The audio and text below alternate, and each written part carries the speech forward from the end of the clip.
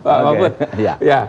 Setelah Bapak tidak lagi menjabat sebagai Ketua Mahkamah Konstitusi, kemudian kita tahu Bapak tetap kritis, tetap banyak cuitan-cuitan tadi seperti tayangan tadi Pak. Betul. Nah salah satunya isunya itu LGBT Pak. Ya. Itu rame juga Pak, Betul, isu betul, LGBT. betul. Bapak tiba-tiba mengeluarkan tweet yang berbunyi bahwa itu ada dana. Benar itu Pak, bisa dibuktikan ada dana? Benar. Ada berita. Dan berita itu bukan hanya dari sumber, bahwa PBB melalui unit bantuan kemanusiaannya, bantuan pembangunan untuk kemanusiaan, namanya UNDP, itu menyediakan dana miliaran dolar, triliunan lah kalau di Kalau bantuan kemanusiaan sih biasa aja Pak. Iya, tapi untuk LGBT. Kemanusiaan LGBT? Untuk LGBT, yang untuk dana untuk LGBT itu triliunan juga kalau dirupiahkan. Nah itu diperbantukan untuk negara-negara di mana orang-orang yang masih homo lesbi dan macam-macam itu LGBT itu ya, lesbian, gay dan bisex, transgender itu dibantu untuk disetarakan, untuk tidak diskriminasikan, sehingga diadakan dana untuk menempatkan mereka ini di dalam hukum secara bagus, tujuannya bagus.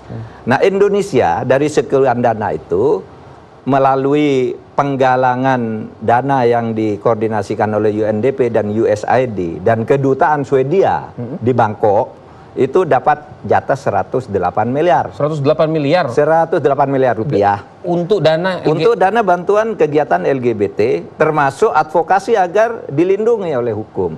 Nah, disitulah saya katakan ketika LGBT itu mau dikriminalisasikan, di dalam rancangan kitab undang-undang hukum yang pidana yang baru, saya katakan hati-hati loh. Ini ada dana untuk menghambat ini gitu. Nah, sumbernya apa?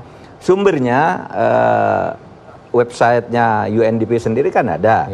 UN News Center ya, UN News Center. Jadi kemudian Antara, Kompas, Detik.com, Viva dan sebagainya, televisi menyiarkan waktu itu pada bulan Februari tanggal 12 tahun 2016. Itu banyak, sehingga kalau ada orang mengatakan bahwa data saya itu ngaco, tinggal buka aja di Google, cari aja bantuan dana asing untuk LGBT Indonesia, itu sudah keluar semua beritanya. Tapi kan ada yang mengatakan ini kan hak asasi Pak. Begini, hak asasi untuk LGBT itu ada dua cantolan sebenarnya. Hak asasi yang sifatnya universal.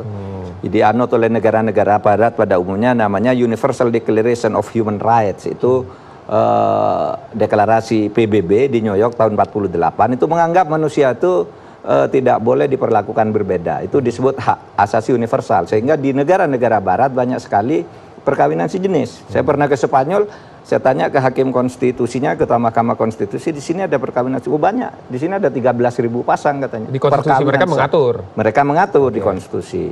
Saya tanya kalau di Indonesia tidak boleh. Nah, kenapa? Karena Indonesia menganut Universal Declaration of Human Responsibilities, bukan of Human Rights. Ya. Ini deklarasi hak asasi manusia di Kairo tahun 98. Dan ini ada hubungannya sama dana tadi berarti Pak ya? Dana tadi ingin membuat seperti itu? Iya. Jadi di konstitusi kita dikatakan bahwa hak asasi manusia itu boleh dikurangi, boleh tidak diberikan, tapi diatur di dalam undang-undang berdasar pertimbangan moral, pertimbangan agama, dan pertimbangan ketertiban umum. Pak. Nah, kita larang itu karena pertimbangan agama kan kalau yang dilarang adalah perilaku seks menyimpangnya. Kalau manusianya kita anggap sama dengan kita, hak-haknya harus dilindungi, harus dihormati, martabatnya. Tetapi perilaku seksnya yang menyimpang itu harus dilarang. Oke. Pak, masih banyak saya mau tanya-tanya. Nanti di segmen berikutnya saya masih nyambung sedikit soal LGBT ini Pak ya.